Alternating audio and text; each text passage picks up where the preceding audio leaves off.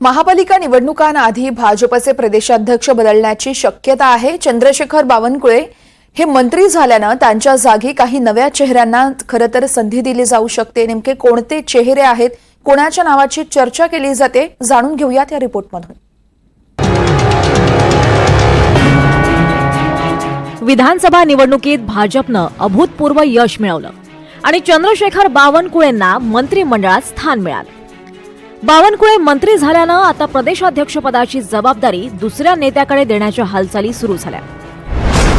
12 जानेवारीला भाजपचं अधिवेशन आहे। या अधिवेशनात नव्या प्रदेशाध्यक्षाची घोषणा होण्याची शक्यता आहे। यात सर्वात आघाडीवर नाव आहे ते रवींद्र चव्हाण यांचं। रवींद्र चव्हाण फडणवीसांच्या अत्यंत जवळचे मानले जातात। 2022 साली शिवसेनेचे आमदार गुवाहाटीला नेऊन सत्ता स्थापन करण्यातही त्यांचा मोठा वाटा होता।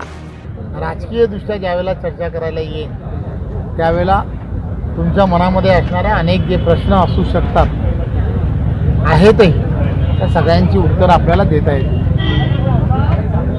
आम्ही सर्वजण भारतीय जनता पार्टीचे कार्यकर्ते आहोत। कार्यकर्ता म्हणून ज्या ज्या जबाबदाऱ्या ज्या ज्या ठिकाणी दिल्या जातात त्या ठिकाणी त्या जबाबदाऱ्या पार पाडण्याचं काम आम्ही करत असतो। अध्यक्ष बदलणं न बदलणं हा केंद्राचा विषय आहे, पण साधारणतः दर 3 वर्षांनी आमची सगळी कार्यकारिणी बदलते, कंटिन्यू होते, पण ती 3 वर्षांनी एकदा बदलते। मग त्यातले 90%, 80%, 50% कंटिन्यू बनवतात, पण प्रोसेस होते आमची। तर ती प्रोसेस ही आमची आता सुरू आहे।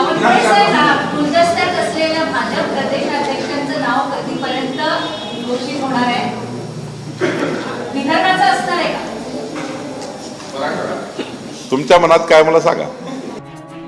भाजप पाठोपाठ काँग्रेसमध्येही बदल होण्याची शक्यता आहे, कारण विधानसभा निवडणुकीतल्या पराभवानंतर काँग्रेसमध्ये नाना पटोले यांच्या विरोधात सूर आहे।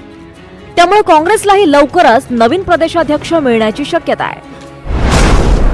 काँग्रेसमध्ये प्रदेशाध्यक्ष पदाच्या शर्यतीत सतेज पाटील आणि अमित देशमुख असे 2च पर्याय आहेत।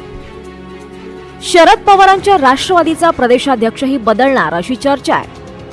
जयंत पाटील यांच्या ऐवजी नवीन चेहरा देण्याचा शरद पवारांचा प्रयत्न आहे। तिकडे अजित पवारांच्या राष्ट्रवादीचा प्रदेशाध्यक्षही बदलण्याची शक्यता आहे। तटकरे खासदार झाल्यामुळे प्रदेशाध्यक्षपद दुसऱ्या नेत्याकडे दिलं जाऊ शकतं अशी चर्चा आहे। येत्या काही दिवसातच राज्यात महापालिकांच्या निवडणुका आहेत। या निवडणुका डोळ्यासमोर ठेवूनच प्रदेशाध्यक्षांची नेमणूक होण्याची शक्यता आहे। Bureau report, NDTV Marathi.